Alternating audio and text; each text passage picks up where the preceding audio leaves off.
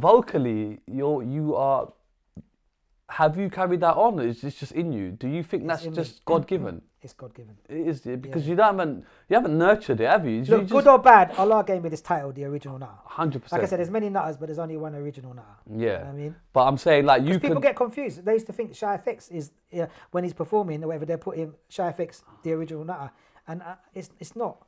But because I don't say we are the original. And the tune I said me are the nutter. But can't you talk to Shy FX about that and say, bro, like, come on, like? No, I can't be bothered no more. Like, I did mention 3 times to him, but it's not. I don't know if he like if he. You think the egg is too golden? He just sometimes in this game, promoters just put where they want to put up, and you can't really tell them to take it down. So I won't say Shy FX's fault. Do you think you could have maybe fought your corner a bit more and still been out there and created a name for yourself despite all this bullshit? No, the thing is what it was, right? At one stage, I had the will to do that. And after a while, I think when I looked into my faith and then all the issues with the halal and haram and all these kind of things, and I just said to myself, you know, it's just, and I just lost the passion to do it because I lost the fight. And I said, you know what, it's cool. The tune does what it does. I mean, and I'm really not as bothered as I used to be now. Well, obviously it's been 30 years, so yeah, I would feel hurt for you if you still had it at the forefront of your life. Sometimes because it can consume you, can't it? That 100%, type of negativity 100%. will consume your whole life, bro. 100%. And then you've People had no life. Commit You've just suicide been bitter over these things, but not me because I've got Allah. This is the difference, you know. This life is just temporary. So perfect way to talk about this. You turn to God, Islam. When did that happen? Why did that happen? So obviously my mum was always trying to teach me Islam. Right. But I was a bit of a rebel when I was young. But I always believed in God. I never believed in an idol. But coming from South Africa, was there a lot of Muslims there? Yeah, there's a lot of Muslims in South Africa. Yeah, they're very serious there. Yeah. So you got a lot of Muslims in South Africa. So my mum was Muslim. Obviously my dad is Muslim. Arabic, Iraqi, you know. And in my household, they were religious. My mum was getting religious more as she got older and stuff. And me as well. When this thing happened, like I said, the nutter thing. Basically, I turned to Allah at that time, you know, to get the answer about the purpose of life and what's my purpose, and you know, and when you go through issues, you know, so obviously there's a verse in the Quran that says, وَمَا خَلَقْتُ الْجِنَّ وَإِنسَ إِلَّا لِيَعْبُدُونَ. I've only created the jinn, which is a creation of Allah, and mankind, which is man and woman, only to worship me. You know what I mean? And that means that, you know, either you get a job or you get married or you live your life, but you live it in a life that the way Allah is pleased with as best as possible. So you go into Islam, you go into it deep, shall we say? Oh yeah, at the beginning. You study a lot. I study a lot, yeah. Throughout the years, that's when the journey started really for me to study and stuff and really understand what is Islam, you know, because I didn't really know it, you know, as much as alhamdulillah I know a bit now, more. And just, you know, see what is it based on, and is this life just becoming... I knew this life wasn't just becoming... Because like I said, for me, music wasn't about becoming famous. It was more to do with a message. So now Islam's a message as well. So, okay, so we'll learn about the prophets, you know, from Adam to Moses to Jesus and all the prophets that we follow, and Muhammad, peace be upon him, the last one, and realise their mission in life about living a kind of, you know, an Islamic-based life. How long has it been since you've been deep in Islam? How long? Well, you could say, let's just say it started from 1994.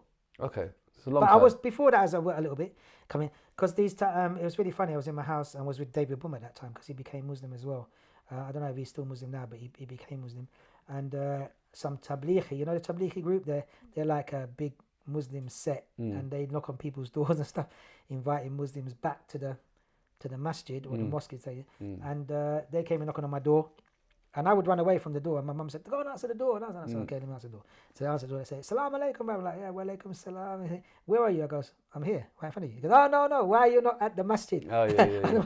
I said, why? Yeah, I said, he goes, you must come. He goes, what's your name? I said, Abdul Wahab. He goes, mashallah, you know, Abdul Wahab, good name. Come to the mosque, and I'm like, when? He goes, now. I goes, now. And my mum's like, go. And David's like, yeah, let's go. And I'm like, oh, okay then. I would go, but I didn't want to go. And I was more into. So I end up in the masjid that time. And kind of the journey started as well then, you know, that I started to stay there more often. And one time I was in the masjid and they asked me to do a little bit of singing, and I said, because you're a singer, innit? I said, yeah, I do. Because you do singing, it's me. Hey, do something. Because what in the masjid? He goes, yeah, no music, just your voice. So I done this lyrics called Salam Alaikum. Salam Alaikum and Walaikum Salam. So me greet me brother, sister, and they loved it. So the reggae vibe with the okay. Yeah, they loved it. Wow. So then they're like, can you do adhan? I goes, Allahu Akbar, Allahu Akbar, Allahu Akbar, Allahu Akbar. You know, and they're like, you need to be the mu'adhin. You know, mu'adhin is a person who calls the adhan. Yeah. So I said, all right then. So you got the God-given voice. So I became the mu'adhin. So this is deep. So, but I always had a feeling about being mu'adhin, like the caller, you know, at the beginning.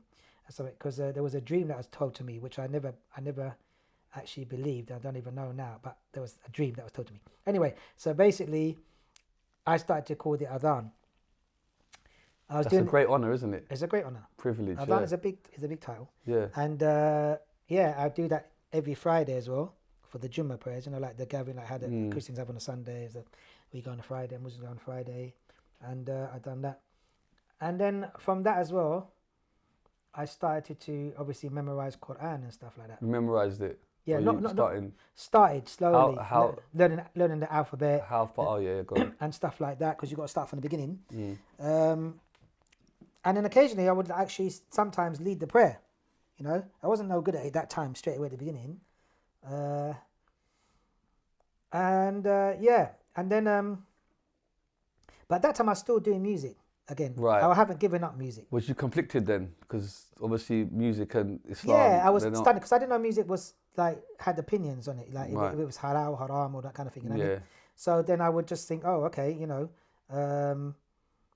there's different issues on this issue. Yeah. And the main issue is like obviously, well, being in those environments and stuff like that, it's not really permissible for a Muslim to be around the drinking, the mixing, you know, the party kind of thing. Right? That's not halal, is it? So this was conflicting, but I would make my money that way as well. So it was quite difficult. So how do you navigate that? So I was just like, and I would still be praying and performing, you know, and thinking at the moment, I was trying to look for some other work, but it just wasn't happening, you know. So I thought, okay, I just got to try to live this life and still pray, and Allah will make a way for me. And then my mum got ill. So that for me was the way as well, because I said, Allah, make a way for me to leave totally. And my mum got ill. So my mum said, you can become my carer. I said, okay, yeah, of course I can. You know, you paid your money. She got, we paid our money. You can I became my mum's carer. And that took the wages in a sense of, it wasn't like making music money, but yeah. So, you know, music, Islam, how do people respond? Because they might say, oh, look, you're doing adhan at the masjid. How can you do music, bro? Do you always get people kind of asking you or saying you shouldn't be doing X, Y, Z? See, because at that time, because I'm not doing adhan now. Yeah. Now I do more things now. But that's what I mean. Even more things now. I've gone further now. But at that time, yeah, I was doing obviously adhan in the daytime, and in the night time I was doing a day of like Allahu Akbar, and then night. But so it's because some people would say that that's wrong to do. Definitely, and I would never disagree with people, you know, or the opinion of Islam. You know, I can't disagree what Islam says is right or wrong. But there's also a thing called necessities, you know, out of need, you know. So my situation, you know, has fallen into that sometimes. So because you need the money. This is before, because I need the money to survive. But then obviously my mum became ill. I became her carer, so that provided the money. So I left it, you know, and I was looking after my mum for that 1 year. She lived for, you know, for 3 months, but she they said she's going to live for 3 months, but she lived for 1 year. I was there beside her bed when she died in the hospital, and I hugged her and everything, and she died in my arms. And then my grandmother, like I said, I started looking after my grandmother, so I was full-time care for my grandmother. And in that time, at the beginning when I was looking after my grandmother, she wasn't so bad. She became bad later on. So I studied Arabic. I went more deep into the Arabic, studied the language, managed to take a trip to Egypt, was on a course there, on a scholarship. I didn't manage to finish it because I had to come back, but I gained much more knowledge on the Arabic language. I'm not fluent, but I understand a lot. I understand more of the Quran. Started memorizing more. You know, I memorized a big portion, and then eventually. How much have you memorized? If you don't mind me asking. Well, my memorization is a bit weird because I started all different places. Like right. I started from my Sheikh Abdul Qadir, may Allah bless him, and also Imam Sharif from Muallim Sharif from Brixton Masjid, these two sheikhs are all scholars in their own right, or people of knowledge. They won't call themselves scholars, but they're people of great knowledge, of good knowledge. I done bits and bits with them, but mostly with Sheikh Abdul Qadir. So I done the last part where most people memorize in the Quran. It's called the juz. Juz is, so you got 30 juz in the Quran, and the last part juz amma, So I memorized all that, and that's mostly people start with that because you have mostly medium to small surahs, and in those surahs you have the tools that you need to go to the bigger ones, like the ones at the beginning, like Baqarah and all these big surahs. I memorized that. Then I memorized a bit further, but I done Juz Tabarak was the next Juz. And then I done other surahs, coming from Surah to Kahf, which we read every Friday, which is the cave. Surah to Maryam, which is Mary, about the mother of Isa alayhi salam, and Toha, and other surahs like Surah to Arum, Sajda. I've done quite. So you're getting there. You're getting there. Yeah, at one stage I wanted to be Hafid al Quran, so I was really, and then later on I did. I said, okay, you know what? This is not easy, well, especially at my age, and with responsibilities. It's easy when you're young and you ain't got no responsibilities. You have to pay your bills, and you're young. You could take knowledge quicker. But alhamdulillah, Allah blessed me with a good memory still. So I said, okay, let me just carry on. Even though when I did leave, I started to do a lot of talks, to the Muslim youth. And tell them about Islam is the middle road. It's not something you go and blow up places and all this kind of thing.